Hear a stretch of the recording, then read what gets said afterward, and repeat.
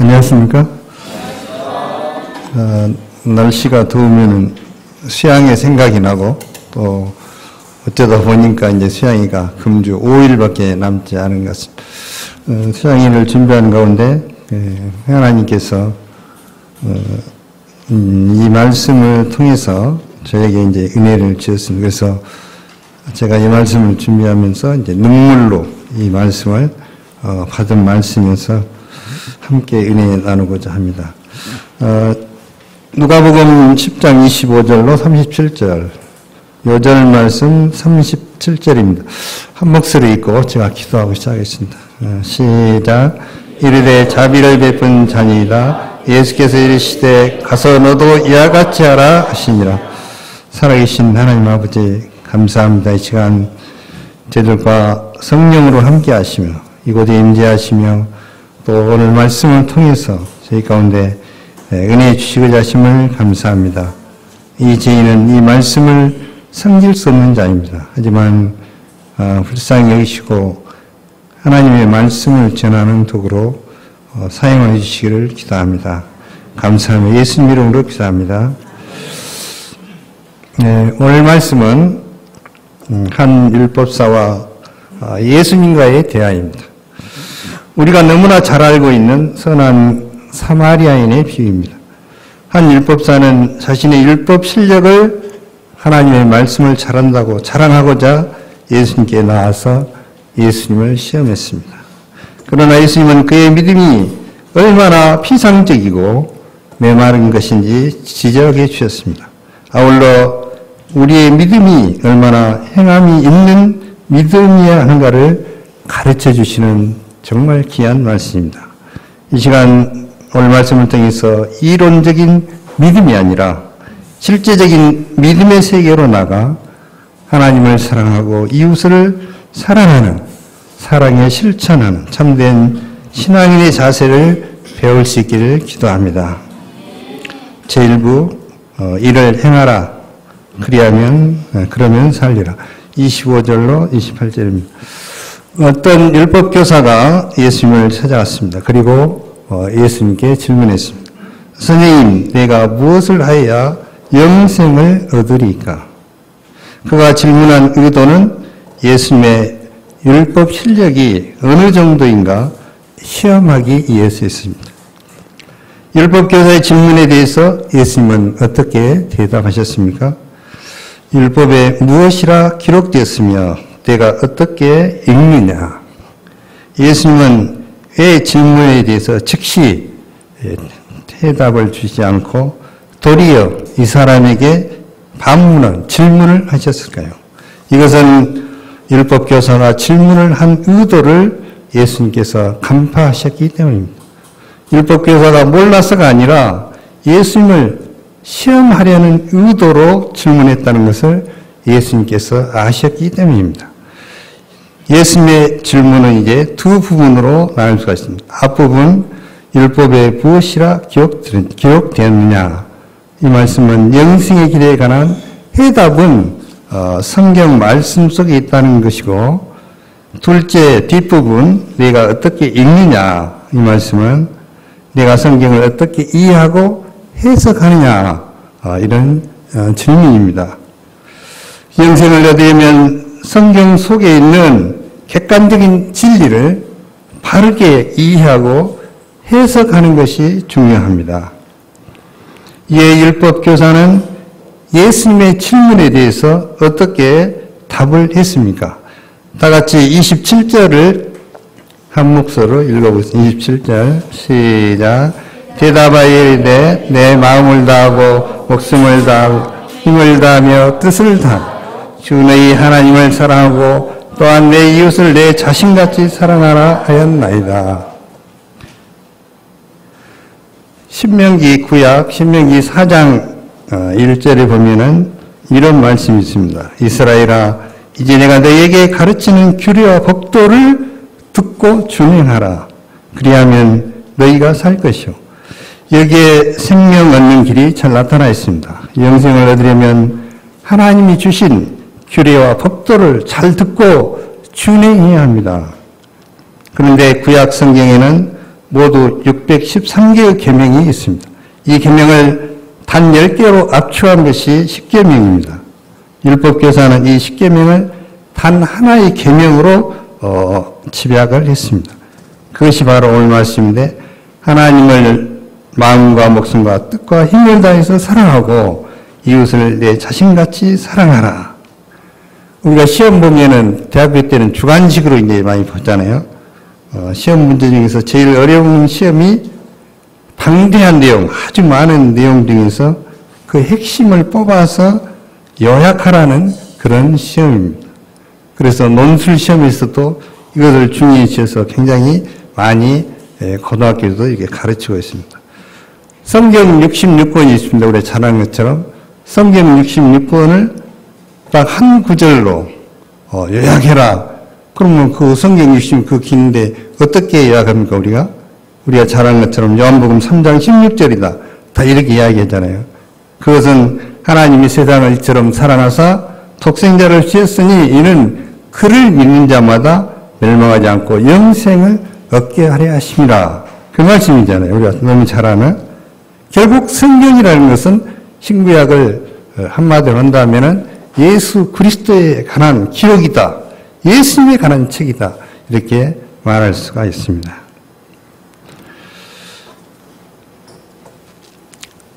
시험 문제 중에서 요약하라는 것이 잘하는 것처럼 굉장히 어렵다 이렇게 말씀드렸는데 그런 점에서 보면 이 율법 교사는 대단한 실력을 가진 사람이었습니다. 문제의식이 훌륭할 뿐더러 대답도 정확했습니다. 이 정도면 성경 선생으로서 충분히 모범이 될 만한 사람이라고 할 수가 있을 것입니다. 그래서 예수님께서는 먼저 내 대답이 옳도다 인정을 해 주셨습니다. 예수님도 율법교사의 대답에 전적으로 동의하셨습니다. 그런데 예수님께서 보니까 한 가지 부족한 것이 그에게 있었습니다. 그래서 예수님께서는 한 말씀을 덧붙이셨습니다. 이를 행하라. 그러면 살리라. 율법교사가 정말 영생을 얻고자 한다면 이미 알고 있는 하나님의 말씀을 힘써 행하고 이를 실천에 옮겨야 한다는 것입니다.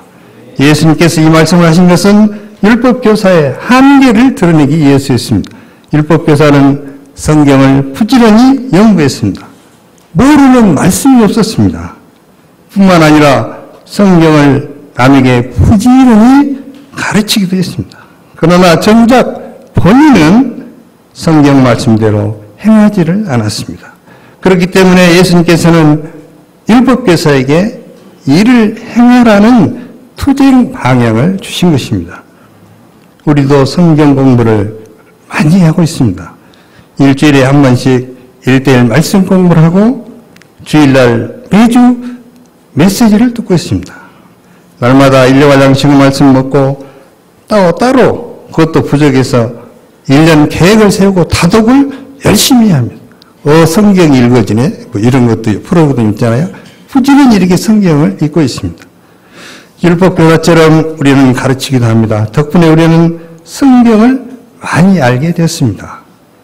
하나님을 마음과 목숨과 뜻과 힘을 다해 사랑해야 한다는 것, 또 이웃을 내 자신같이 사랑하라는 것을 우리가 다 잘 알고 있습니다. 이거 모르는 사람이 있습니까? 목자 정도면 다 알고 있잖아요. 핵심을.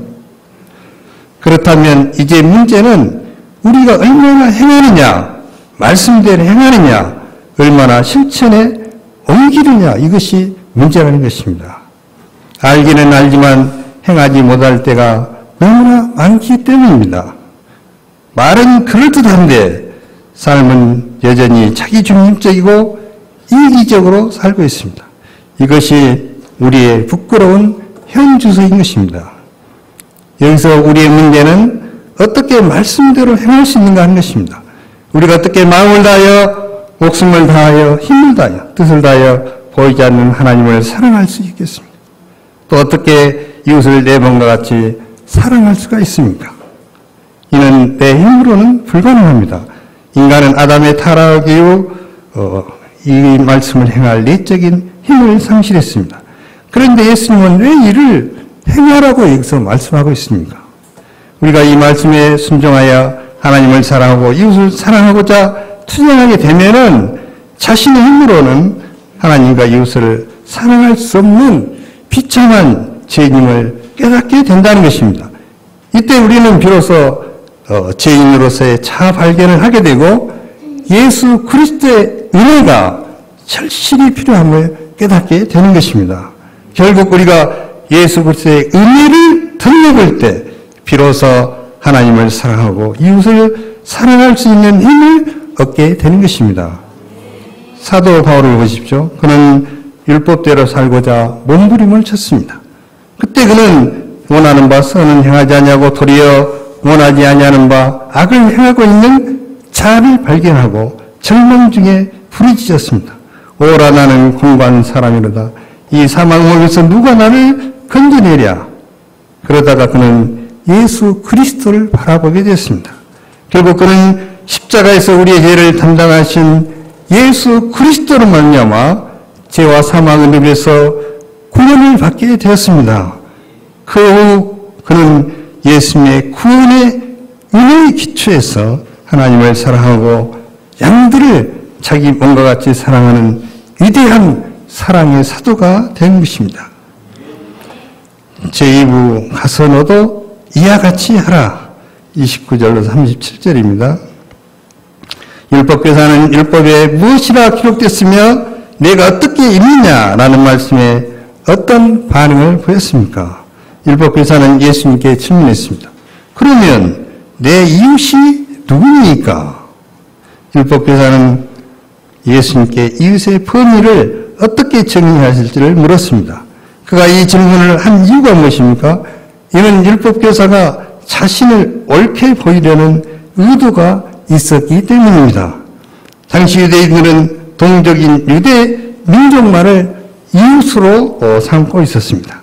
이방인 사마리아인들은 이웃의 범위에 들어가지 않았습니다. 심지어 공식 문서에는 이방인이 세상에 존재하는 이유는 지옥의 불쏘시개 감으로 쓰기 위해서라고 쓰여 있을 정도였습니다. 율법교사는 내 이웃이 누굽니까? 라고 질문하면 예수님께서 뭐라고 대답하실 거라고 생각했겠어요? 내 이웃이 누구니까? 그러면 내 이웃이 누구라는 것입니까? 여기서? 당연히 그러겠잖아요. 예수님께서 우리 이웃은 당연히 동적인 유대인이지 이렇게 대답할 줄로 기대했습니다. 그러면 그가 또 뭐라고 대답했겠어요? 저는 이웃을 충분히 사랑해 왔습니다. 지금까지 사랑했습니다. 이미 다 행하고 있는데 뭘 새삼스럽게 또 행하라고 하십니까? 이렇게 대답하려고 했던 것입니다. 예수님은 율법교사의 질문에 이웃이 누구인가? 이것을 말하기 위해서 비유로 말씀을 하시게 됐는데 그것이 바로 오늘 말씀입니다. 그 말씀이 바로 유명한 선한 사마리아인의 비유라는 그 말씀입니다. 그러면 누가 내가 정말 사랑해야 할 내 이웃이 되는 것입니까? 어떤 사람이 예루살렘에서 여리고로 내려가는 길에 강도를 만났습니다. 예루살렘에서 여리고까지가 약 27km 정도 되는데, 제가 5년 전에 이제 그 이스라엘 갔을 때 이 길을 걸어보지는 못하고 유대 강야 높은 데서 내려다는 봤어요. 그래서 예루살렘에서부터 여리고까지 이렇게 계곡으로 쭉 있는데, 계곡 거기만 유일하게 나무들이 좀 있었고, 나머지 주변은 높은 산이었는데, 참 나무가 없는 그런 강야 지역이었습니다. 길 주변에 큰 바위와 동굴들이 많이 있어서 이를 은신처로 삼아 활약하는 강도들의 피해가 많은 지역이었습니다. 한 사람이 예루살렘에 왔다가 여리고로 돌아가는 길에 그만 강도를 만나고 말았습니다. 그래서 가진 모든 것을 다 털렸고 심지어 입고 있던 옷까지 빼앗겼습니다. 강도들은 여기서 멈추지 않고 이 사람을 반쯤 죽은 상태가 될 때까지 집단 폭행을 가하였습니다. 그가 애진 길에 중상을 입고 쓰러졌으니 이대로 내버려 두면 죽는 것은 시간 문제였습니다. 그런데 마침 한 제사장이 그 길을 지나가게 되었습니다. 죽어가던 사람에게 큰 희망이 생긴 것입니다. 이 비유를 듣던 사람들은 제사장은 성전에서 하나님을 섬기는 성직자니까 당연히 이 불쌍한 사람을 도와줄 것이라고 기대했습니다. 아니, 그런데 이상한 일이 벌어졌습니다. 제사장은 멀리서 쓰러진 그 사람을 보더니 다른 길로 돌아서 그를 피해 가버렸습니다. 그런데 또 다행히 또 한 사람이 찾아왔는데 그 사람은 레인이었습니다. 그도 역시 성전에서 제사장을 도와서 봉사하는 성직자였습니다. 그런데 레인마저도 죽어가는 사람을 잠시 쳐다보더니 멀리 돌아서 피하여 지나가 버리고 말았습니다. 이 두 사람은 내 쓰러져 죽어가는 사람을 피해서 그냥 지나갔을까요? 예배 준비가 너무 급하고 바빴기 때문일까요? 아니면 이 사람이 죽은 줄 알고 시체를 만지면 율법에 부정해지지 않으려고 이렇게 한 것일까요? 하지만 이 길은 예루살렘에서 여리고로 내려가는 퇴근길이었습니다. 따라서 이런 이유들은 변명이 될 수가 없었습니다. 이유는 오직 한 가지, 자기가 희생하기 싫었기 때문이었습니다. 무엇보다 이 사람을 도와주기 위해서 치러야 할 대가가 적지 않았습니다. 힘들고 시간도 많이 들고 돈이 들 수도 있었습니다. 나중에 목격자 진술을 하러 풀려갈 수도 있었습니다. 최악의 경우에는 억울하게 용의자로 오해를 받을 수 있었습니다. 남을 돕는다는 것이 생각보다 쉽지 않습니다. 자기 시간과 삶을 희생해야 하기 때문입니다. 그 누가 이 제사장과 레인을 향해 도와주지 않았다고 쉽게 손가락질할 수 있겠습니까? 그런데 이제 한 사람이 세 번째 사람이 또 나타났습니다. 제사장이 왔고 레인이 나왔으니까 그 다음에 이제 누가 나와야 되겠습니까? 당연히 우리가 생각할 때 이제 평신도 유대인이 이제 나와야 될 것 같잖아요. 그런데 그 사람은 유대인과 원수처럼 지내고 있었던 사마리아 사람이었습니다. 이 비유를 듣던 사람들은 이 장면에서 한숨을 쉬었을 것입니다.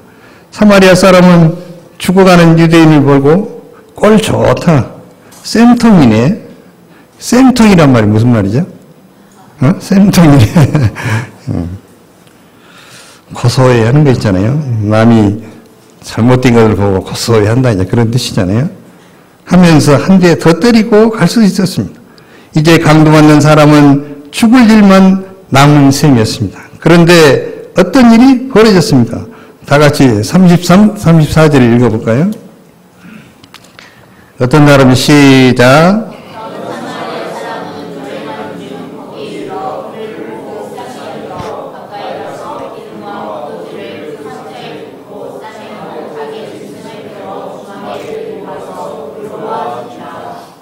사마리아 사람은 놀랍게도 쓰러진 유대인에게 달려갔습니다. 그는 먼저 심폐소생술과 인공호흡을 실시했습니다.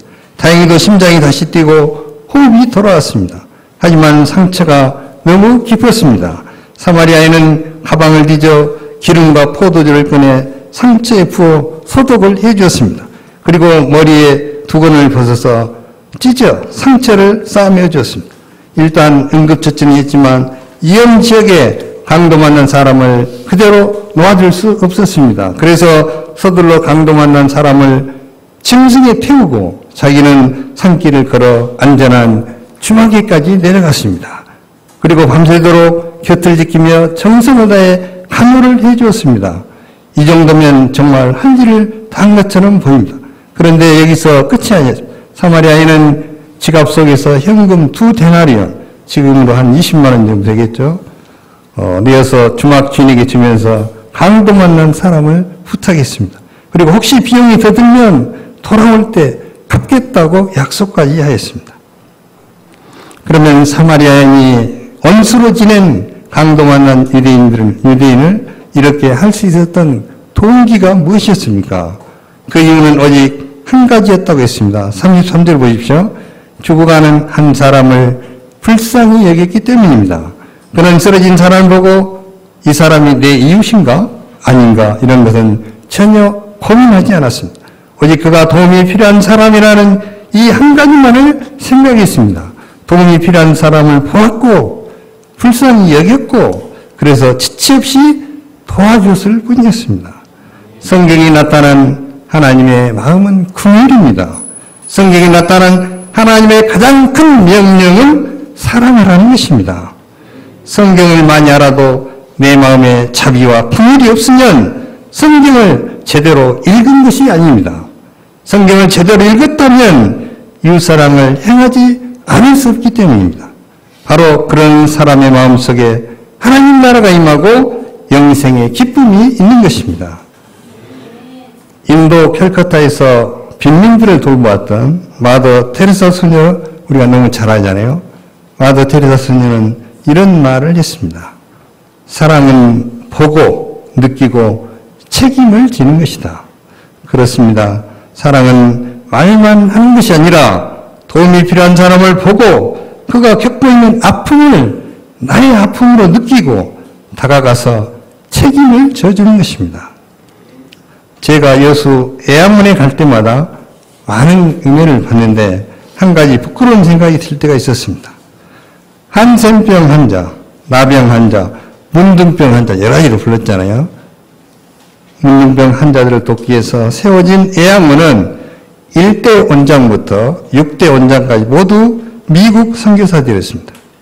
포사이드라는 미국 선교사가 한 번은 목포에서 광주로 오다가 한 한국인 한센병, 문둥병 여자 환자를 발견하고 돕기 시작하였습니다. 그냥 피하여 지나가지 않고 불쌍히 여기고 다가가서 자기 짐승이 태우고 와서 양림동 잘 알잖아요. 양림동 기습 움막에서 치료를 하기 시작했습니다. 이렇게 해서 한 명, 두 명이 데려다가 치료를 하기 시작했는데 결국 600명의 한센병 환자들이 이곳에 치료를 받게 되었습니다. 그러나 당시 한국 사람들, 즉 광주 시민들은 문둥병 환자들이 많아지자 데모를 하고 불평을 하고 이들을 멀리 보내라고 아우성을 치게 되었습니다. 그래서 결국 미국 선교사들은 이들을 데리고 여수 애양원으로 가서 지금 그러니까 애양원을 거기다가 설립을 하고 고대 문둥병자들을 모아놓고 치료를 하게 된 것입니다. 저는 애양원에서 한 할아버지를 만났는데 지금도 포사이드 선교사 등 미국 선교사들에게 깊이 감사하고 있었습니다. 국가도 그 병자들을 버렸습니다. 같은 지역 사람들도 심지어 가족들도 그들을 버렸습니다. 그 자신도 그 할아버지도 자신이 집을 문둥병에 걸려서 나가겠다고 하자 그분의 아버지도 처음에는 반대를 했지만 나중에는 붙들고 자기 아들 붙들고 미안하다 고맙다 이렇게 자기에게 말을 했다고 합니다. 집안에 문둥병자인 자기가 있으니까 동생들 결혼을 시킬 수가 없었다는 그런 이야기였습니다. 이유였습니다. 그래서 어쩔 수 없이 부모로부터 버림을 당하게 됐다. 이렇게 말씀을 하셨습니다. 그러면 생명부지의 미국 선교사들이 그들을 찾아와서 치료해주고 걷어주고 먹여주고 입혀준 것을 우리가 알 수가 있는데 그러면 진정 누가 이웃인 것입니까? 같은 말을 쓴다고 같은 고향 사람이라고 같은 학교를 나왔다고 이웃이 아닙니다. 피부색이 다르고 말이 다르고 나라가 달라도 그리스도의 사랑을 베푼 자가 진정한 이웃이라는 것을 우리가 알 수가 있습니다. 비유로 말씀하신 예수님은 이제 율법 교사에게 물으셨습니다. 다 같이 36절을 읽어보겠습니다. 36절 시작. 내 생각에는 이 세 사람 중에 누가 강도받는 자의 이웃이 되겠느냐? 그가 뭐라고 대답했습니까? 자비를 베푼 자니이다. 그는 자존심이 상해서 자비를 베푼 사람이 누구였습니까? 사마리아 사람이었잖아요. 그러니까 답을 어떻게 해야 되냐면은 사마리아 사람입니다. 이렇게 해야 되는데 그렇게 하지 않고 자비를 베푼 자이다. 이렇게 대답을 했습니다. 물론 답은 정답이었죠. 하지만 이 대답은 좋은 내용으로 이제 우리가 이해할 수 있는데 이 대답을 통해서 우리가 본질을 잘 알 수 있는 그런 대답입니다. 강도 만난 사람의 이웃은 출신에 상관없이 자비를 베푼 사람이 바로 우리의 이웃이다. 그런 이제 정답이라는 것을 우리가 알 수 있겠습니다. 나에게 유리한 방향으로 성경을 읽고 나에게 유익이 될 때만 실천한다면 이런 기독교는 자기 만족을 위한 종교 행위에 불과한 것입니다. 하지만 우리가 잘 알고 있는 진정한 신앙인도 많이 있습니다. 서서병 선교사도 있고 그 뒤를 따른 마더베리 선교사님도 계십니다. 테레사 수녀, 이태석 신부도 있고 지금도 아프리카나 오지에서 수고하시는 수없이 많은 선교사님들도 계십니다. 또한 우리 친구의 훌륭한 목자님들도 많이 계십니다. 진정한 신앙이라는 것은 자기에 대한 과도한 관심을 포기하고 하나님의 뜻과 이웃의 필요가 최대의 관심사가 되는 것입니다. 하나님께서는 어느 날 갑자기 우리의 삶에 불쑥 강도 만난 자 같이 우리의 자비와 도움을 필요로 하는 사람을 우리에게 만나게 하실지 모릅니다. 아니 이미 우리 주변에 와 있을지도 모릅니다. 그 사람은 캠퍼스의 양일 수도 있고 센터의 통역자 중에 한 사람일 수도 있고 어려움에 처한 선교사일 수도 있고 방황하는 캠퍼스 영혼일 수도 있고 옆집 지산동 주인일지도 모릅니다. 이때 우리가 그들을 예면하지 말고 자비를 실천하는 사람이 될 수 있기를 간절히 기도합니다. 우리가 이제는 내 중심의 생각과 삶에서 벗어나서 이웃이 필요한 사람의 이웃이 되어질 수 있기를 기도합니다. 예수님께서는 마지막으로 율법교사에게 너도 이와 같이 하라고 말씀하셨습니다. 한번 따라해 볼까요? 너도 이와 같이 하라. 사마리아 사람처럼 사랑을 베푸는 사람이 되라는 말씀입니다. 네가 가진 것으로 아낌없이 강도 만난 자를 도와줘라. 끝까지 책임지고 희생하라. 그런 말씀입니다. 본문에 나오는 선한 사마리아는 예수님 자신을 가리키고 있습니다. 예수님이 이 땅에 오셔서 사랑이란 무엇인가를 놓고 토론을 하지 않으셨습니다. 예수님은 몸소 사랑을 실천해 보이셨습니다. 우리 모두는 강도 만난 자였습니다. 우리들은 죄 때문에 사단에게 얻어맞고 만신창이가 됐습니다.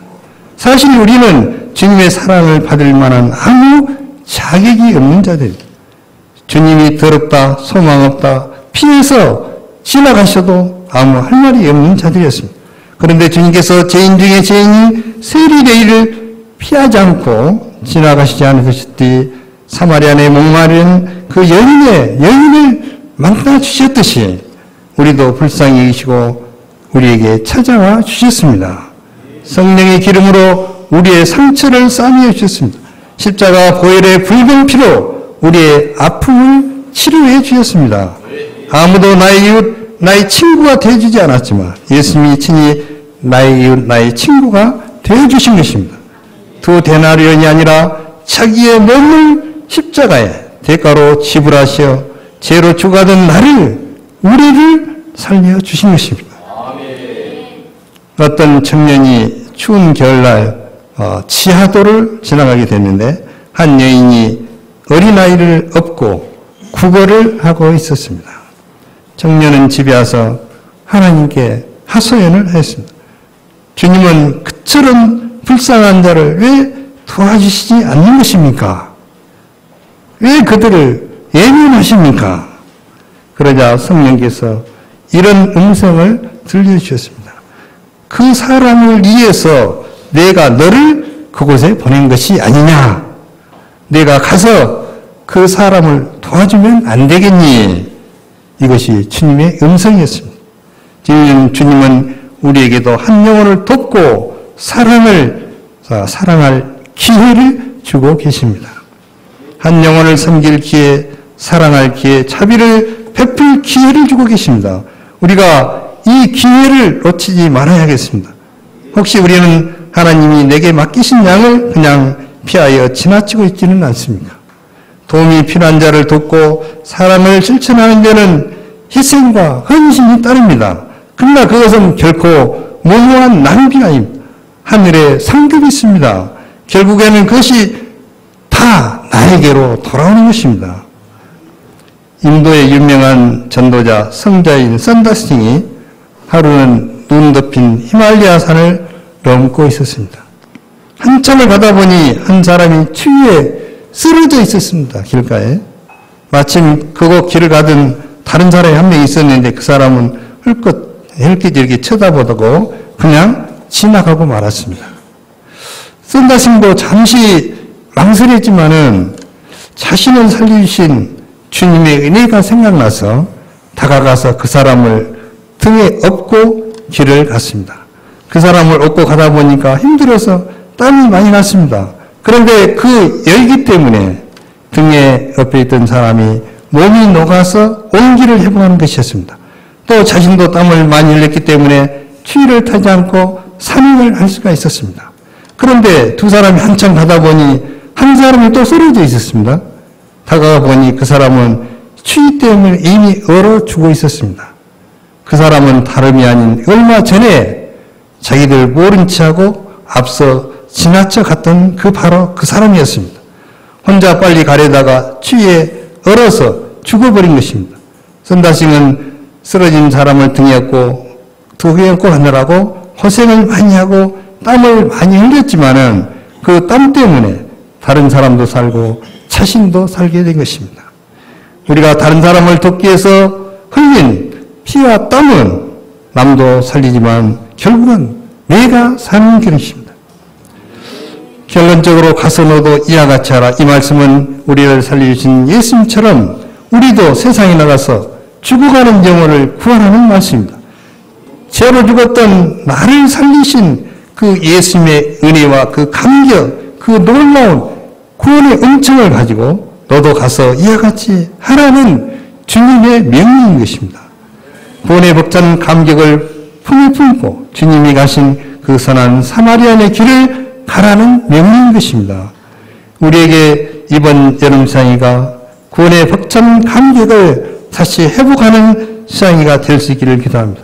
또한 강동원 난자와 같이 세상 속에서 버려져 죽어가는 한 영혼이라도 한 양이라도 더 데리고 참석하여서 양들이 살아나는 그런 시장이가 되기를 간절히 기도합니다. 우리가 긍휼의 심장으로 자비의 손과 팔을 움직여서 방황하는 양들의 진정한 이웃이 될 수 있기를 기도합니다.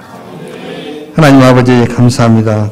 귀한 말씀을 주셨습니다. 하나님 아버지 저희들이 이 말씀을 행하기에는 많은 어려움이 있고 저희들이 너무나 연약하고 허물지고 부족하지만 저희를 구원해 주신 그 구원의 은혜를 기억하고 저희들도 방황하는 영혼들을 구원하는 진정한 이웃이 되고 이들에게 사랑을 베푸는 이런 아름다운 삶을 살아갈 수 있도록 저희들을 사용하시고 인도하여 주시기를 간절히 기도하고는 하나님께서 귀한 말씀 주심을 감사하며 예수님 이름으로 기도합니다. 아멘.